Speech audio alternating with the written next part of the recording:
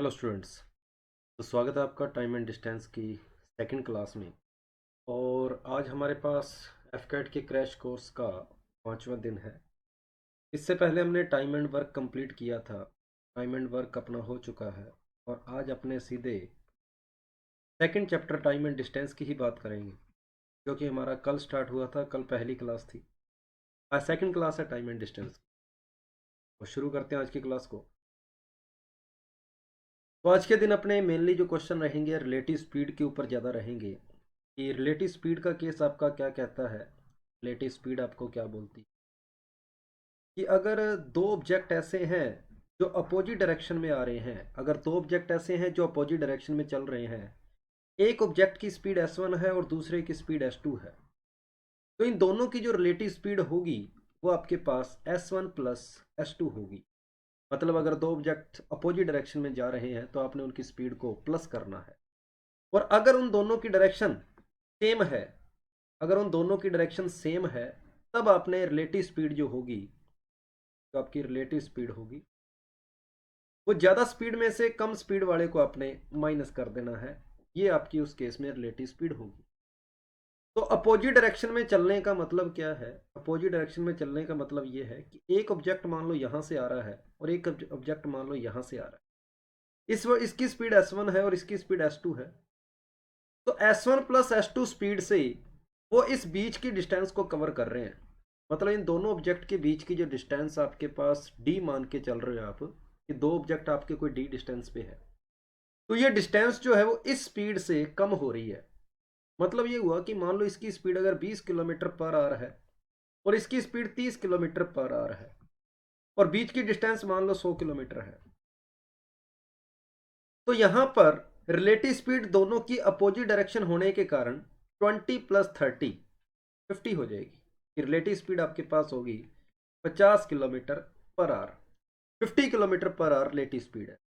अब इस relative speed का मतलब ये हुआ कि 50 की स्पीड से उन दोनों के बीच का जो गैप है वो कम हो रहा है 50 की स्पीड से।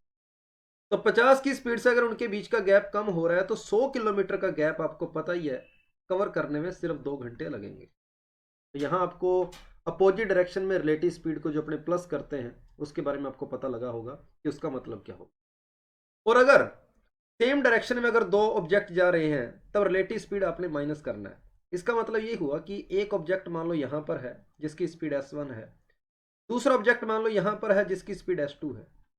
s1 की स्पीड ज़्यादा है जो कि 40 किलोमीटर पर आवर ले रहा हूँ मैं, और s2 की स्पीड आपके पास कम है जो कि मैं 30 किलोमीटर पर आवर ले रहा हूँ। तो दोनों की सेम डायरेक्शन है, तो आप बोलेंगे कि उनकी रिलेटिव स्पीड जो है वो 40 माइनस 30 10 किलोमीटर पर आवर उनकी रिलेटिव स्पीड है। मतलब ये हुआ कि उनके बीच का जो गैप है ना, जो बीच की मान लो 100 किलोमीटर डिस्टेंस है, वो 10 की स्पीड से कम होगी। और 10 की स्पीड से अगर उनके बीच की डिस्टेंस कम होगी तो एक टाइम ऐसा आएगा कि वो एक दूसरे को क्रॉस कर जाएंगे। या फिर आप बोल दे कि S1 मतलब ज़्यादा स्पीड वाला कम स्पीड वाले को ओवरटेक कर देगा, आप ये बात बोलेंगे। तो रिलेटिव स्पीड आपके पास 40 में से 30 को माइनस करेंगे तो 10 किलोमीटर पर आवर आई, और इनके बीच की जो 100 किलोमीटर की डिस्टेंस है वो 10 की स्पीड से कवर हो रही है। तो 10 की स्पीड से कवर होएगी तो आपको सिर्फ वहां पर 10 घंटे का टाइम लगेगा इसको यहां तक क्रॉस करने के लिए। 10 घंटे का टाइम लगेगा। तो ये था आज का बेसिक कंसेप्ट जिसके ऊपर अपने क्वेश्चन करेंगे। और अब अपने स्टार्ट करते हैं, अब अपने शुरू करते हैं क्वेश्चन के साथ। फर्स्ट क्वेश्चन अपने लेते हैं। फर्स्ट क्वेश्चन कुछ इस तरीके से है। कहता है कांस्टेबल है और कांस्टेबल के आपके पास बता रखा है कि एक constable is 114 metre behind a thief. किसी चोर से वो जो कांस्टेबल है वो 114 मीटर पीछे है। कांस्टेबल की स्पीड है 21 मीटर पर मिनट। 1 मिनट में दी गई है स्पीड, पर मिनट बोला गया है। और दीफ की जो स्पीड है वो 15 मीटर पर मिनट है।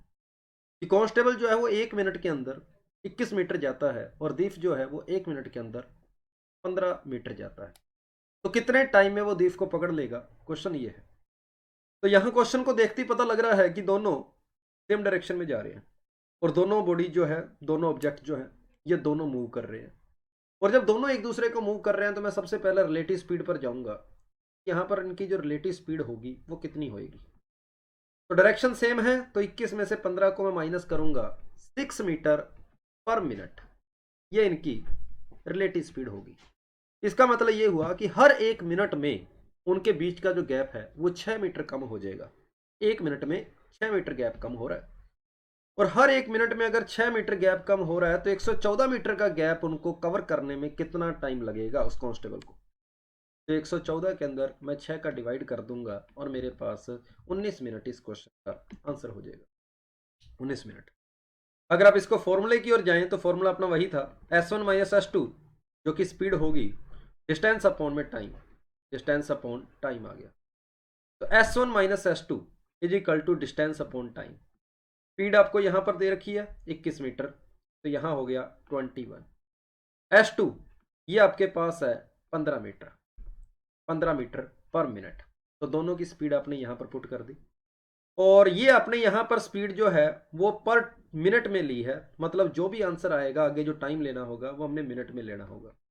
तो डिस्टेंस आपके पास 114 थी और टाइम की वैल्यू टी है, तो इसको जब आप सोल्व करेंगे तो वही टी की वैल्यू आपको 19 मिनट मिल रही है।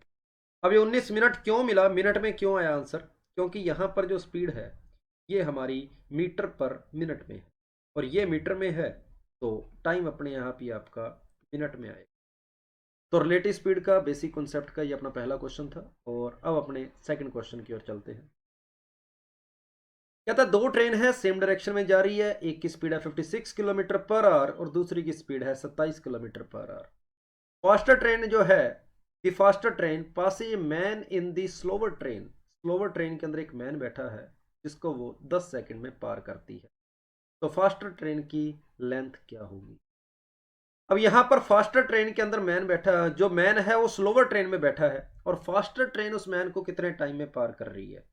तो ये स्लोवर ट्रेन है और ये फास्टर ट्रेन है। इस ट्रेन ने इस ट्रेन को क्रॉस करना है, सेम डायरेक्शन में है तो मैं बोलूंगा ओवरटेक करना है। इसके अंदर कोई एक मैन बैठा है, इसके अंदर स्लोवर ट्रेन में कोई मैन बैठा है, उस स्लोवर ट्रेन में जो ये पर्सन बैठा है उसको ये ट्रेन जो है वो 10 सेकंड में पार करती है, 10 सेकंड में पार करती है। तो यहां पर आप एक बार इस ट्रेन को देखने की जरूरत नहीं है, आप इस ट्रेन को, ट्रेन की लेंथ आपके लिए मायने नहीं रखेगी, क्योंकि आपने पूरा ध्यान जो है उस मैन के ऊपर ही देना है। तो आप ये मान सकते हो कि ये ट्रेन अगर 29 किलोमीटर पर आवर की स्पीड से जा रही है तो आप ट्रेन को बिल्कुल ही नज़रअंदाज कर दो, सिर्फ इस मैन को देखो कि वो जो मैन है वो 29 की स्पीड से आगे बढ़ रहा है, वहां पर कोई भी ट्रेन मौजूद नहीं है, इसी तरीके की वहां पर कोई ट्रेन नहीं है। वो जो मैन है वो 29 की स्पीड से आगे बढ़ रहा है, और इस ट्रेन ने आके उस मैन को क्रॉस करना है। तो एक ट्रेन जब किसी पोल को पार करेगी या फिर किसी ब्रिज वो अपने मैन को पार करती है, पोल को पार करती है, ये सिंपल वाला अपना वो केस बन गया। सेकंड वाली ट्रेन की लेंथ मायने यहाँ पर नहीं रखती। अब दोनों की डायरेक्शन सेम है तो स्पीड की जगह पर हमें रिलेटिव स्पीड लेनी पड़ेगी। तो रिलेटिव स्पीड के कंसेप्ट में हम S1 minus S2 is equal to distance upon time लगाते हैं। तो ये 56 kilometre per hour faster train की लेंथ स्पीड है। S2 जो स्लोअर स्पीड में मैन बैठा है उसकी स्पीड 29 किलोमीटर पर आवर है। ये आगे स्पीड अपने पास किलोमीटर पर आवर में, किलोमीटर पर आवर में, पर मुझे आंसर जो मीटर में चाहिए, तो इस किलोमीटर पर आवर को मीटर पर सेकंड में बदलने के लिए मैंने इसको 5/18 से मल्टीप्लाई कर दी। इक्वल टू में आ रहा है डिस्टेंस अपॉन टाइम, डिस्टेंस मतलब ट्रेन की लेंथ जो कि मुझे फाइंड करनी है, टाइम जो क्वेश्चन में दे रखा है 10 सेकंड। इसको सोल्व करके हमने एल की वैल्यू फाइंड करनी। तो ये बनेगा 27 को 18 से डिवाइड करूंगा तो 1.5 आएगा, 1.5 इंटू 5 7.5 हो गया। 7.5 को जब मैं 10 से मल्टीप्लाई करता हूं तो ट्रेन की लेंथ मेरे पास 75 मीटर आ जाएगी। तो इस क्वेश्चन का आंसर आपके पास 75 मीटर आ जाएगा। थर्ड ऑप्शन आपके पास आंसर। तो ये था आपके पास क्वेश्चन नंबर 2 जो कि रिलेटिव स्पीड के ऊपर था, दो ट्रेनें सेम डायरेक्शन में जा रही थी। तीसरे क्वेश्चन की ओर बढ़ते हैं।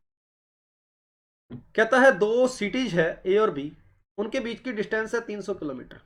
दो सिटीज है उनके बीच की डिस्टेंस है 330 किलोमीटर। तो सुबह 8 बजे यहां से एक ट्रेन निकली, बस है, ट्रेन है या बस है, ट्रेन है। तो सुबह 8 बजे यहां से एक ट्रेन निकली, सुबह 8 बजे, और उसकी स्पीड है 60 किलोमीटर पर आवर। सुबह 9 बजे यहां से दूसरी ट्रेन चली जिसकी स्पीड आपके पास है 75 किलोमीटर पर आवर। क्वेश्चन में यह है कि दोनों एक दूसरे से कब मिलेगी?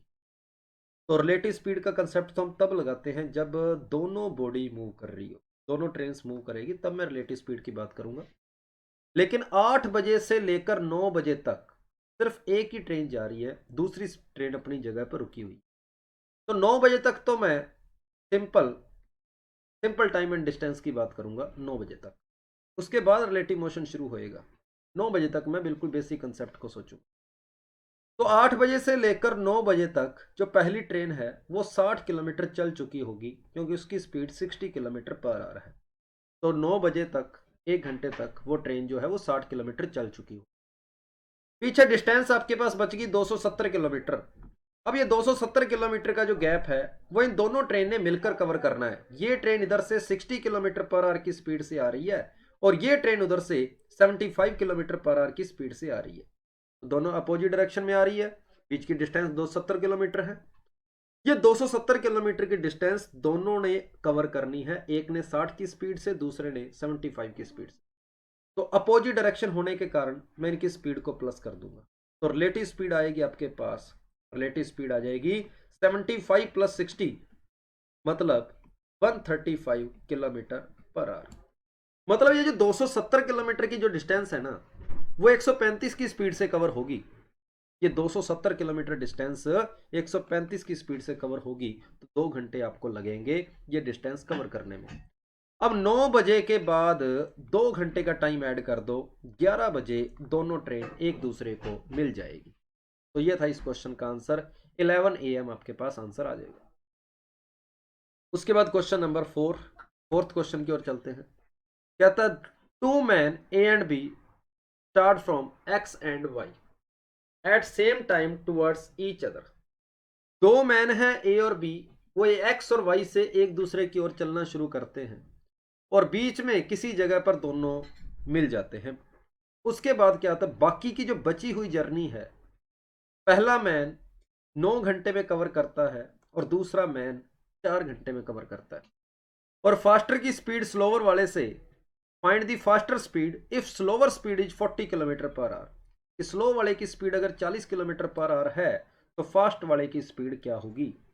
तो ये जो टाइम दे रखा है 9 घंटे का और 4 घंटे का, ये दोनों को क्रॉस करने के बाद का टाइम है कि क्रॉस जब दोनों मैन एक दूसरे को क्रॉस कर जाते हैं उसके बाद अपनी अपनी जगह तक पहुंचने में, अपने टारगेट तक पहुंचने में उनको कितना टाइम लगा, 9 घंटे और 4 घंटे।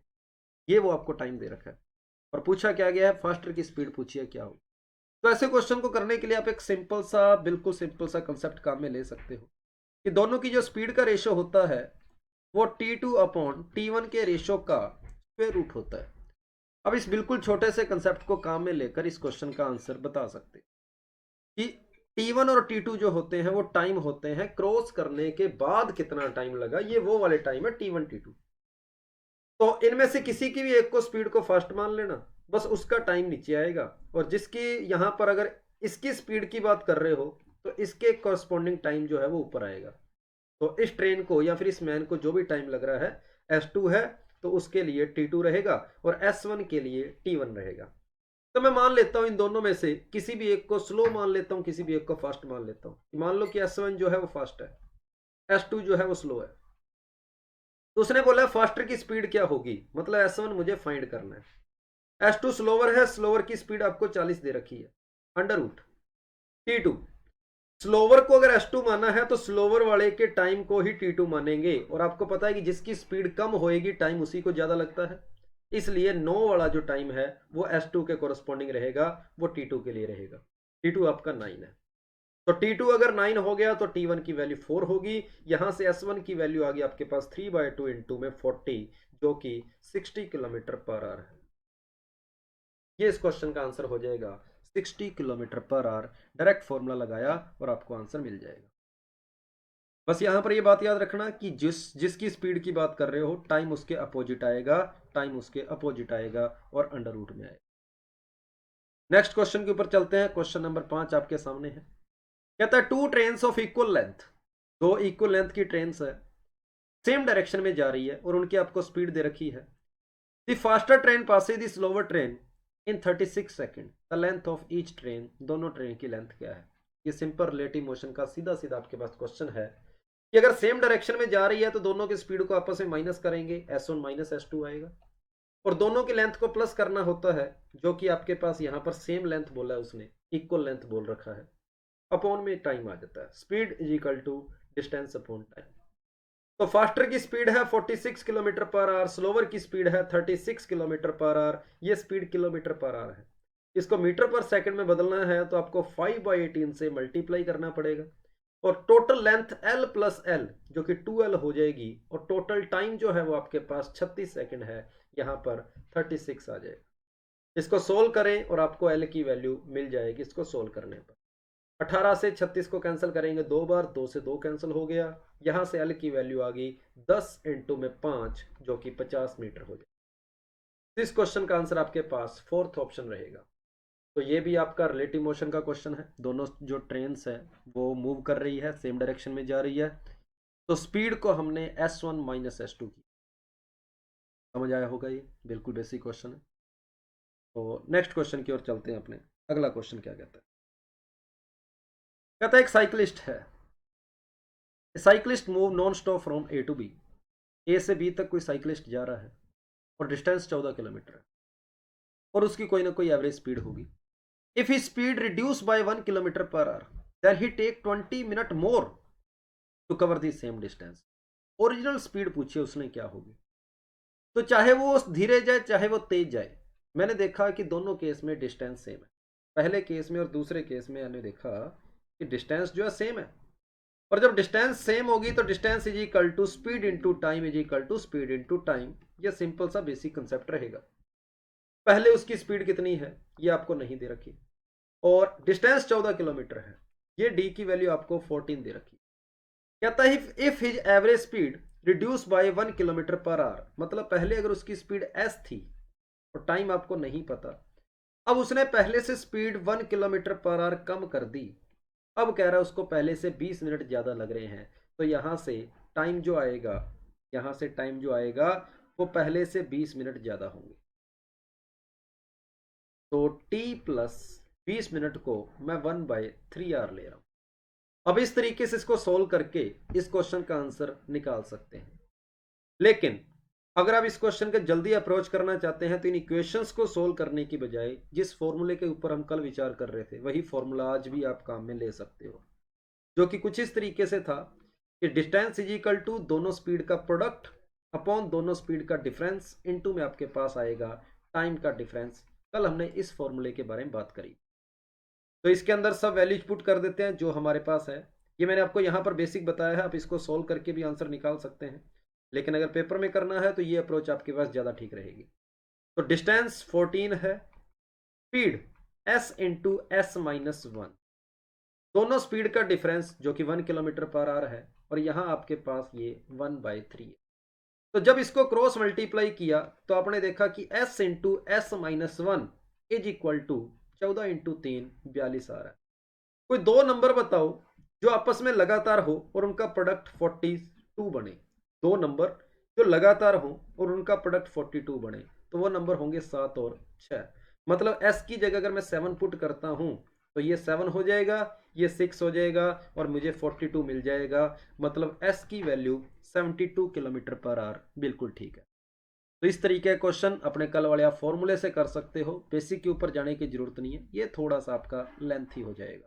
हालांकि ये जो फॉर्मूला यहाँ पर ड्राइव करके मैंने आपको डायरेक्ट बताया है कि डायरेक्ट जो आप फॉर्मूला लगा रहे हो वो कहीं ना कहीं इन्हीं इक्वेशंस को आगे सोल्व करके ही बना हुआ है, इसलिए आप डायरेक्ट उसी को काम में ले सकते हैं।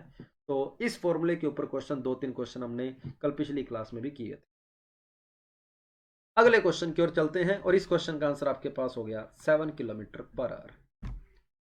अगला क्वेश्चन कुछ इस तरीके से है, इस क्वेश्चन के बारे में अपने बात करते हैं। क्वेश्चन क्या कह रहा है, कहता है एक passenger train departs from Delhi at 6 p.m. from Mumbai. At 9 p.m., an express train whose average speed exceed that of passenger train by 15 km per hour leave Mumbai for Delhi.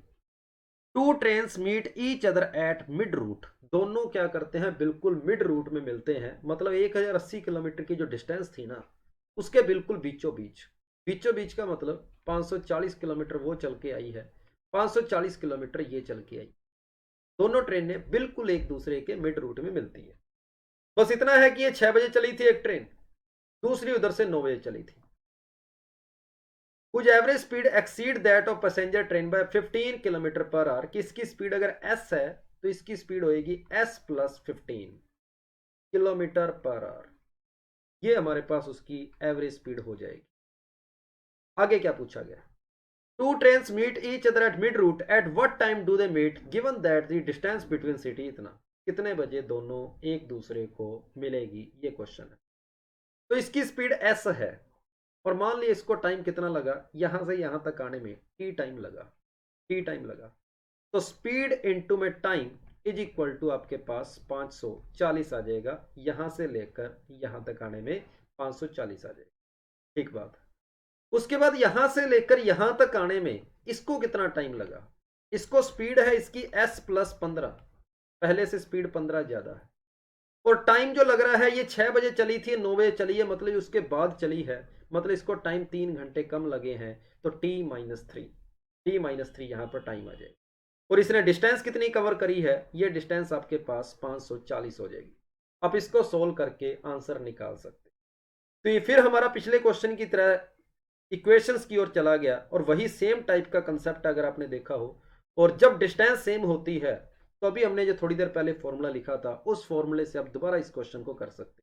कैसे, कि डिस्टेंस इज इक्वल टू दोनों speed का product, मतलब एक s होगी और एक s minus 15 होगी एक स्पीड, या फिर s प्लस 15 ले लो। दोनों स्पीड का डिफरेंस आएगा 15, और दोनों में टाइम का डिफरेंस, यहां पर टाइम का डिफरेंस आपके पास 3 घंटे का, इसको इससे कैंसिल किया 5 आ गया, इसको इससे मल्टीप्लाई किया तो ये आपके पास 2700 आ रहा है।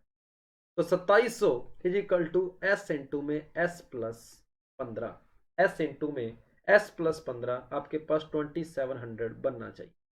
तो जब आप इस इक्वेशन को आगे सोल्व करते हैं तो आपको s की वैल्यू यहाँ पर दो नंबर पहले आपको बताने होंगे, ऐसे दो नंबर जिनको मल्टीप्लाई करने पर 2700 आए और उनका फ़र्क आपस में 15 का हो, और वो नंबर आपके पास रहेंगे 45 इंटू में 60, 45 इंटू 60। यहाँ से आप कह सकते हो कि स्पीड की वैल्यू आपके पास आएगी 45 किलोमीटर पर आवर, और ये स्पीड की वैल्यू 45 किलोमीटर पर आवर आप यहाँ पुट कर रहे हो, तो 45 का जब 540 में डिवाइड करेंगे तो सोल्व करने पर टाइम की वैल्यू आपको 12 घंटे मिलेगी। टोटल ये जो सफ़र था ये 12 घंटे का रहा, तो 6 बजे के बाद 12 घंटे ऐड कर देंगे और आपके पास आंसर सुबह के 6 बज जाएंगे। ये इस क्वेश्चन का आंसर हो जाएगा डी ऑप्शन, कि सुबह 6 बजे दोनों एक दूसरे को मिलेंगे। नेक्स्ट क्वेश्चन की ओर चलते हैं। कहता है, ए thief is spotted by a policeman at distance of 100 metre. ठीक बात है। When policeman start the chase, the thief also start running। Speed thief की दे रखी है, पुलिस की दे रखी है, तो इन दोनों को देखकर आप कह सकते हो कि इनकी जो रिलेटिव स्पीड होगी, इनकी रिलेटिव स्पीड आ रही है 2 किलोमीटर पर आवर। उसने पूछा है कि कितने टाइम में वो उसको ओवरटेक कर लेगा, मतलब ये जो 100 मीटर का गैप है वो कितने टाइम में कवर हो जाएगा, ये क्वेश्चन पूछा है। क्या then how far will thief have to run before overtaken, मतलब ओवरटेक करने से पहले दीफ कितना दौड़ेगा। तो पहले तो मुझे ये पता होना चाहिए कि वो ओवरटेक कितने टाइम में करेगा। तो स्पीड आपको पता है, डिस्टेंस आपको पता है, तो speed is equal to distance upon में टाइम। तो यहां से आपके पास स्पीड की वैल्यू 2 किलोमीटर पर आवर है, जिसको मैंने मीटर पर सेकंड में बदल लिया। Speed is equal to distance upon में आ गया टाइम, और यहां से टाइम की वैल्यू आपके पास आ रही है 900 बटा में 5 सेकंड। ये आपके पास टाइम है कि 900 बटा में 5 इतने सेकंड तक वो जो दीफ है वो पकड़े जाने से पहले दौड़ा, और वो किस स्पीड से दौड़ा था, 8 किलोमीटर पर आवर की स्पीड से। तो कितनी डिस्टेंस कवर कर गया, डिस्टेंस इज इक्वल टू उसकी स्पीड है 8 इंटू में, ये किलोमीटर पर आवर में है, मैं इसको मीटर पर सेकंड में ले लूंगा, ये इसकी होगी स्पीड। इनटू में आ गया टाइम जो कि 900 बटा में 5 है। इसको जब आप सोल्व करते हैं तो आपके पास टी की वैल्यू 400 मीटर आ रही है, कि पकड़े जाने से पहले वो 400 मीटर तक दौड़ा। ये आपके पास क्वेश्चन है। या फिर इसके अलावा अगर आप सीधा कोई शॉर्टकट देखना चाहते हो, डायरेक्ट ये भी कह सकते हो कि 2 की स्पीड से 100 किलोमीटर डिस्टेंस कवर करनी है, मतलब 2 किलोमीटर पर आवर जो स्पीड है ना, वो 100 मीटर के बराबर है कहीं ना कहीं। और 2 किलोमीटर पर आवर अगर 100 मीटर के बराबर है तो दीप की स्पीड जो है 8 किलोमीटर पर आवर वो कितने मीटर के बराबर हो जाएगी? 2 किलोमीटर पर आवर अगर 100 मीटर के बराबर है तो 8 किलोमीटर पर आवर जो कि 2 का 4 गुना है, तो यहां पर भी 100 का 4 गुना हो जाएगा, 400 मीटर आपके पास आंसर आ जाएगा। आप इस कंसेप्ट के साथ भी इसको डायरेक्ट कर सकते हैं कि 2 किलोमीटर पर आवर का मतलब 100 मीटर, तो 8 किलोमीटर पर आवर की स्पीड का मतलब हो जाएगा 400 मीटर उतने ही टाइम में। तो मैंने यहाँ पर बेसिक कंसेप्ट लगाया थोड़ा सा, पहले टाइम निकाला उसके बाद डिस्टेंस निकाली, तो इसके बिना भी आप क्वेश्चन को इस तरीके से डायरेक्ट कर सकते हैं।